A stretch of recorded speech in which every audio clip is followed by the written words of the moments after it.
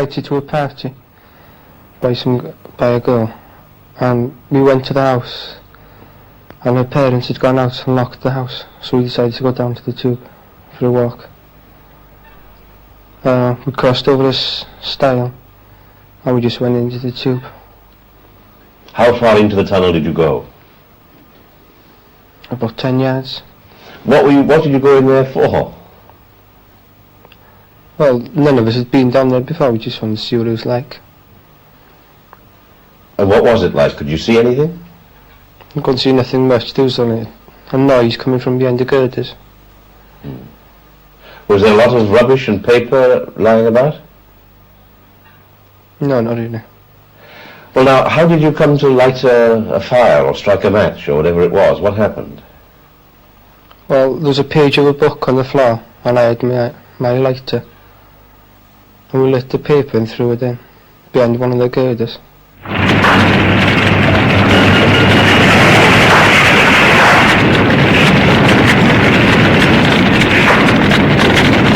The fire was developing underneath the roof structure and was travelling through the aperture between the two boxes across the straits. So in actual fact, there was a fire underneath the bridge about 50 yards ahead of the actual fire on the top of the roof structure.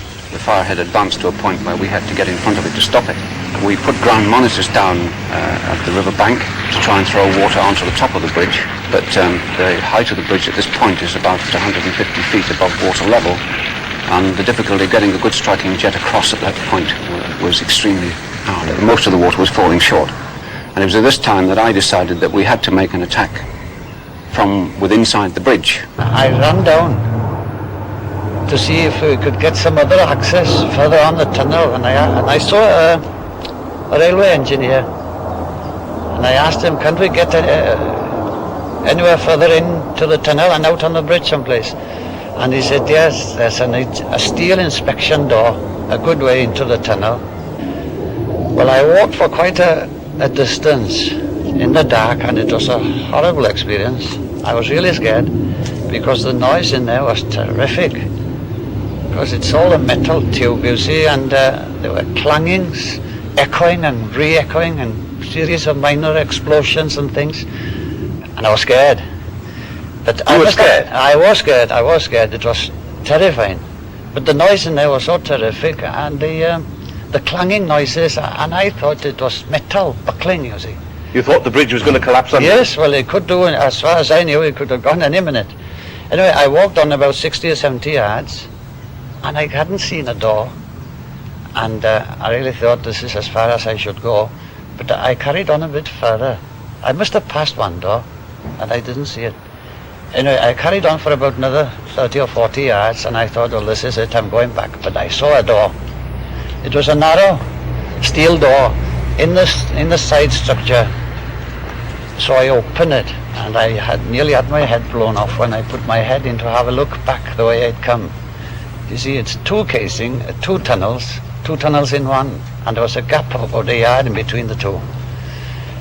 And there was a fire in there raging from one end to the other. It was, and I realized at the time that it had beaten us. The geographical position and the construction of the bridge had beaten us. But I was walking in a sort of a horizontal chimney, and there was a hell of a draw there, and it was terribly hot, and I could hardly breathe in there by now. So I knew this is it, and I went out quick. It was the longest journey I ever had, 100 yards back. The fire was underneath us, on top of us, and on the other side. It was just like looking into hell itself. There was molten tar, burning tar, pouring down from the bridge structure above. The whole of the bridge roof above was enveloped in a swirling mass of red fire, choking smoke from the burning pitch on the roof above.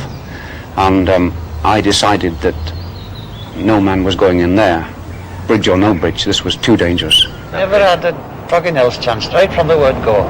I think I knew within minutes of arriving that we had reached a situation that we were not going to cope with. But we had to drive the crews on to make every effort to check this fire.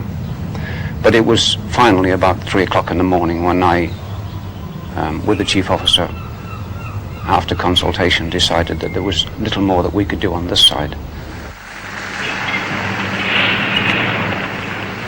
The men of the Anglesey Fire Brigade as well fought the fire through the night, but the smoke and heat were too much for them. Heat that burned through the soles of their boots. In the end, the fire was left to burn itself out, and with the dawn came the big question: why did it happen? As the bridge sullenly smouldered and cooled down, the firemen and others who'd fought the blaze so hard pondered ruefully on the hopelessness of their task.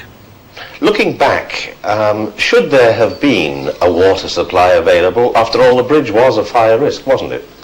Yes, but the bridge is on railway property, and the railway look after their own fire prevention arrangements. It would have been ideal if we could have had a hydrant near, but we can't interfere with railway property in that way.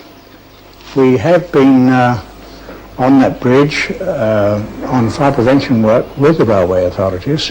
We knew the risk, we knew exactly what drill to adopt if the bridge did catch fire. But surely, if you'd been there with the railway authorities, you also knew that there was no water available immediately in advance. Yes, the railway authorities knew that too. But we always knew there was a man posted on the bridge at either end who used to be a form of caretaker. So there could be no question of trespass when that had happened, but we don't know when this man was withdrawn. I wish we hadn't gone to no party, you know.